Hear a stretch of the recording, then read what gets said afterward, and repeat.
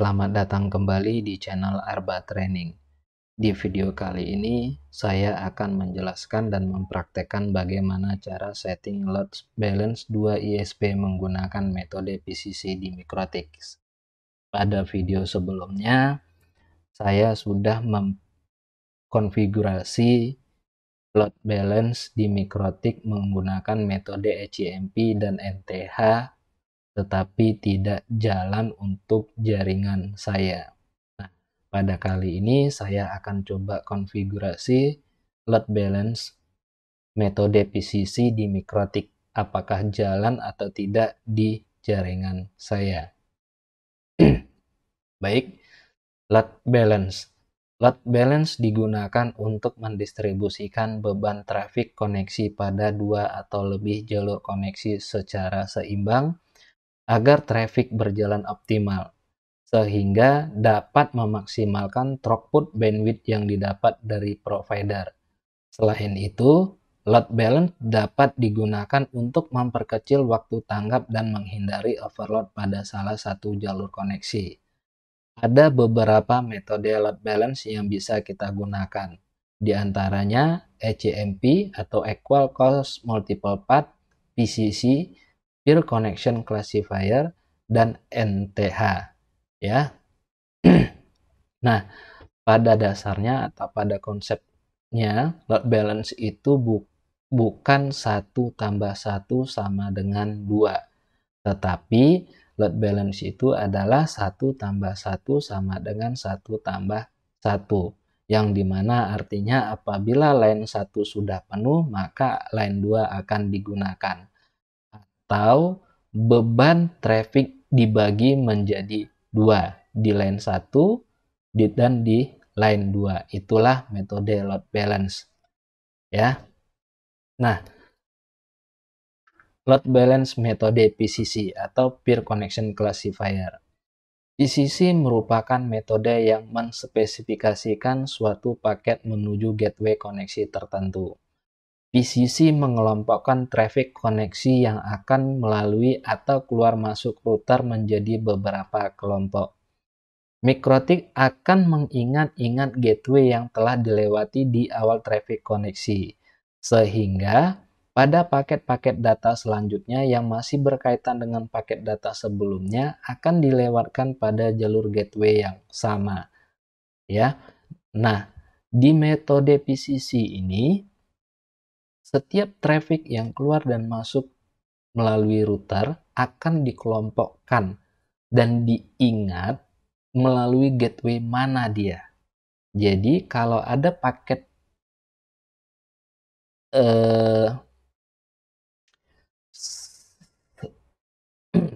jadi pada PCC ini setiap ada paket yang keluar dan masuk, ya, akan diingat melalui gateway mana dan ditandai trafficnya, ya. Jadi kalau ada paket-paket selanjutnya yang masih berkaitan di paket sebelumnya, maka dia akan dilewatkan di jalur yang sama. Ya, misalnya si A browsing ke youtube.com menggunakan gateway A. Maka nanti si B ketika browsing juga ke YouTube, maka si YouTube-nya akan dilewatkan ke gateway A, tidak bisa dilewatkan ke gateway B. Ya, itulah dia metode PCC. Jadi sangat complicated sekali kalau metode PCC ini. Dan saya selalu menggunakan metode PCC ini untuk konfigurasi load balance. Baik itu 2 ISP, 3 ISP, 4 ISP, 5 ISP, bahkan sampai 8 ISP. Dan semua berjalan dengan sempurna ketika menggunakan metode PCC. Oke, selanjutnya polisi routingnya adalah yang pertama, untuk mengelola koneksi yang dimulai dari luar, koneksi replace harus keluar melalui interface yang sama dari IP public yang sama saat koneksi request datang. Lakukan marking untuk menandai semua koneksi masuk untuk mengingat interface yang digunakan. Jadi, pada polisi routing yang pertama ini berguna untuk menandai atau marking koneksi yang berasal dari internet melalui interface mana, dan mikrotik akan mengingat-ingatnya. Ya, jadi inilah fungsi dari menjel yang pertama, 4 menjel yang pertama. Selanjutnya, action mark routing hanya dapat digunakan di menjel chain output dan prerouting. Tetapi menjel chain prerouting menangkap semua lalu lintas yang menuju ke router. Untuk menghindari ini, kita akan menggunakan DST address type lokal. Selanjutnya, tambahkan rule PCC untuk sebagai lalu lintas menjadi 2 kelompok berdasarkan source address dan destination address atau baud address. Karena kecepatan koneksi kedua ISP berbeda, 1 Mbps dan 512 Mbps, kita membagi beban traffic menjadi 3 bagian. 2 bagian pertama akan melewati gateway ISP1 dan 1 bagian terakhir akan melewati gateway ISP2. Nah, pada 3 menjel berikut ini adalah pembagian traffic, ya. Nah, di sini traffic akan terbebani, ya. Maksudnya ISP1 akan terbebani lebih banyak traffic, ya. Sementara ISP2 lebih sedikit.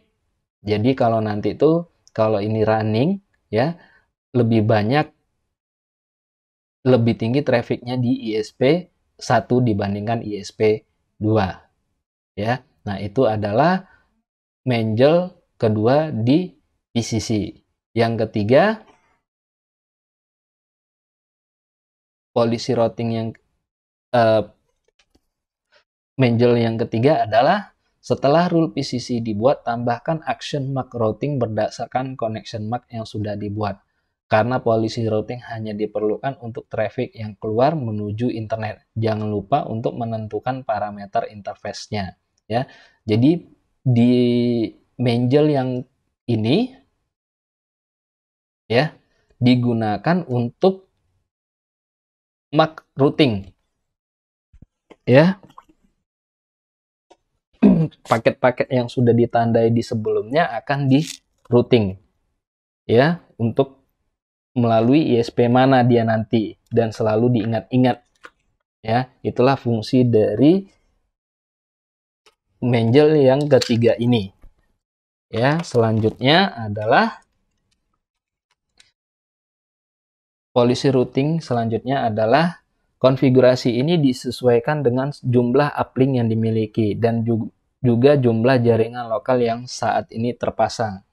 Setelah konfigurasi MAC connection dan MAC routing selesai, tambahkan rule default route pada menu IP route, yaitu berdasarkan MAC routing yang sudah dibuat.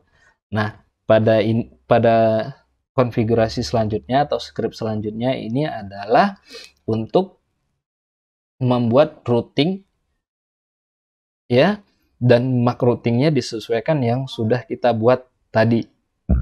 Oke, nah sekarang tadi saya sudah copy scriptnya, ya, di Notepad, ya. Di sini saya akan coba lakukan perubahan dulu di scriptnya, ya. Di sini ada keterangan IP address ke WAN 1, ya. Coba kita lihat IP address WAN 1. Ini konfigurasi sebelumnya saya hapus dulu, ya. Di sini juga saya hapus juga dulu. Oke. Ya. Di sini keterangannya adalah IP address ke WAN 1. Oke, IP address, ya, ke WAN 1 atau Ethernet 1, yaitu 172.50.50.100. Ya, di sini saya akan masukkan 172.50.50.100, ya. Dan interface-nya adalah interface yang menuju ke ISP1, yaitu Ether 1. Selanjutnya adalah IP address 12, yaitu 192 ini ya. Oke, kayak lebih baik itu sepertinya kita masukkan seperti ini aja ya, /24. Ini juga /24 ya. Interface-nya adalah Ethernet yang menuju WAN 2 atau ISP2 ya. Di sini adalah Ether 2 ya. Nah, ini interface-nya adalah interface yang menuju ISP1 yaitu Ether 1 ya. Di sini interface yang menuju WAN 2 atau ISP2. Di sini adalah Ether 2 ya. Kalau teman-teman ingin melakukan percobaan ini, silahkan sesuaikan interface-nya sesuai dengan interface teman-teman ya, yang ada di Mikrotik ya. Interface menuju LAN, kalau di sini saya menggunakan interface Ethernet 4, maka di sini saya rubah Ethernet 4, ini juga Ethernet 4 ya. Ether 4, Ether 4 ya. Nah, di sini juga interface yang menuju LAN yaitu Ether 4. Ether 4 ya. Di sini juga Ether 4. Ether 4. Oke. Nah, setelah kita melakukan di sini satu lagi gateway ISP1 ya. Di sini saya copy dulu gateway ISP1-nya ya. Oke. Gateway ISP2 ya.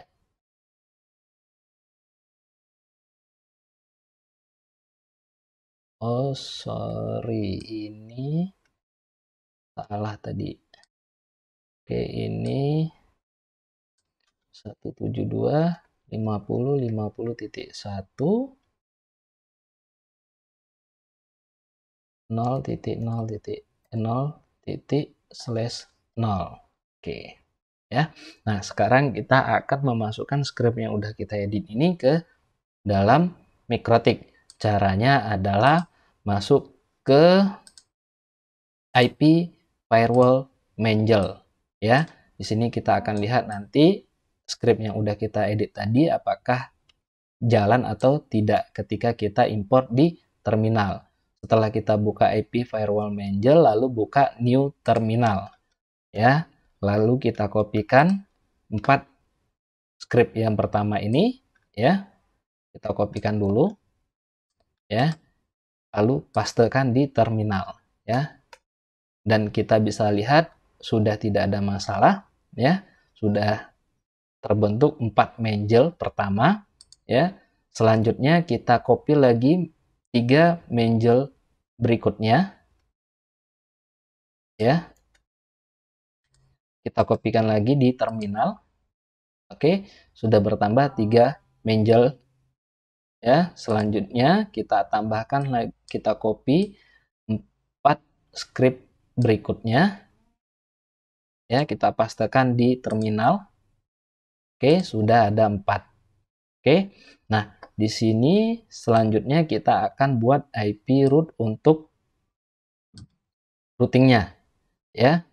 Oke, sekarang kita buka IP root dan kita coba cek apakah script yang kita buat benar atau tidak. Oke, sudah benar satu dan kedua sudah juga benar. Nah, di sini kita sudah berhasil import script yang kita buat dan sekarang kita akan coba di klien ya, apakah jalan atau tidak ya. Nah, di sini sekarang saya akan coba tes menggunakan speedtest.net ya. Kita lihat di sini ya. Oh, dia belum jalan dua-duanya. Biasanya perlu ini dulu ya. Kita sekarang coba menggunakan fast.com ya. Kita coba menggunakan fast.com karena di fast.com bisa kita atur durasi speed testnya ya. Nah, ini tunggu dulu, masih jalan dua-duanya ini ya.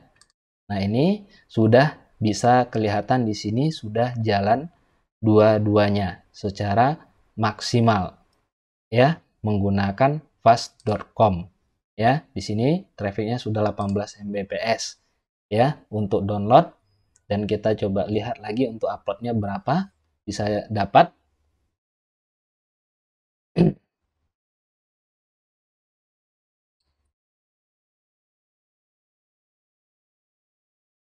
Ya, di sini tidak bisa. Coba sekali lagi kita coba speed test apakah bisa jalan atau tidak ya, menggunakan speed test.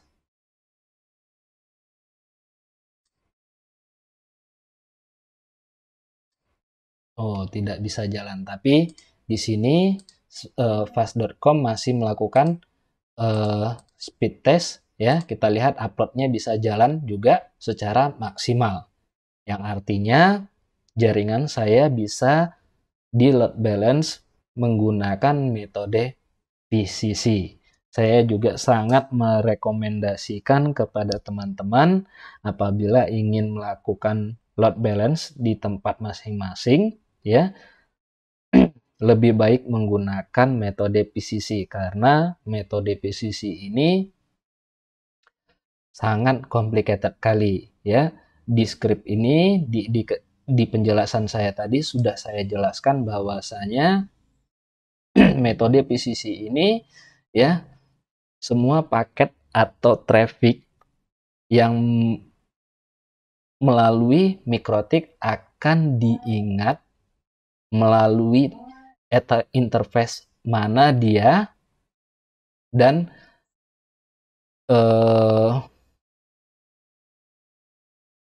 traffic tersebut atau paket-paket tersebut akan ditandai ya. Jadi nantinya apabila ada paket selanjutnya yang masih berhubungan di paket sebelumnya, maka dia akan melalui jalur yang sama ya. Memang agak berat menggunakan metode ini, tapi hasilnya sangat maksimal. Oke, teman-teman. Ya, sampai di sini dulu video kali ini tentang konfigurasi load balance 2 ISP menggunakan metode PCC di Mikrotik. Share video ini jika bermanfaat. Jika ada pertanyaan, silahkan tulis di kolom komentar. Jangan lupa subscribe channel ini dan aktifkan tombol lonceng agar mendapatkan notifikasi video terbaru. Sampai jumpa di video-video berikutnya.